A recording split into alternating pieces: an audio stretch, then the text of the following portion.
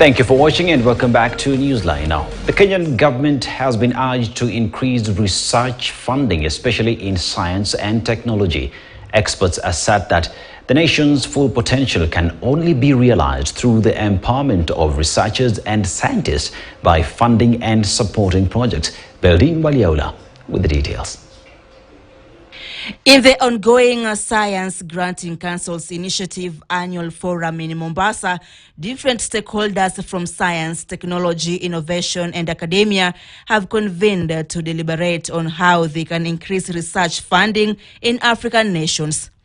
According to the National Research Fund in Kenya, the country is still lagging in financing research, training and sponsoring scientists. The fund has emphasized the need for increased funding to facilitate advancements in science and technology. As National Research Fund, we are entitled to receive 2% of the GDP.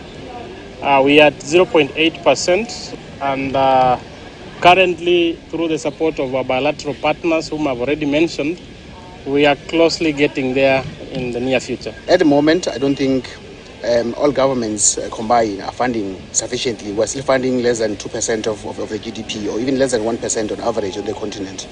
If you look at most of the countries that are doing well, they are funding way more than that. I was in China last week.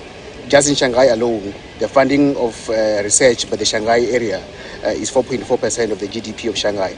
So we are very far behind as a continent. Development partners and research granting councils have agreed on a paradigm shift to decolonize aid and localize the production of knowledge.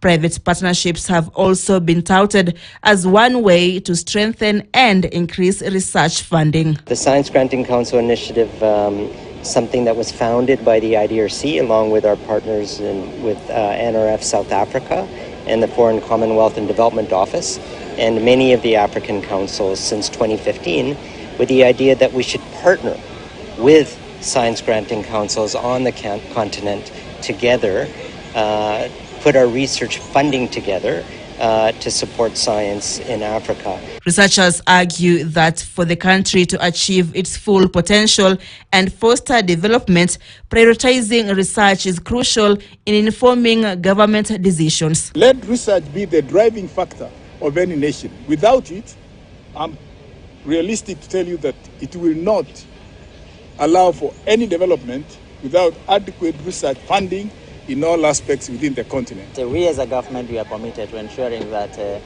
we support all the initiatives on enhancing research, science and technology across all the sectors in our government. Beldin Waliola, KTN News. To Children's Matter.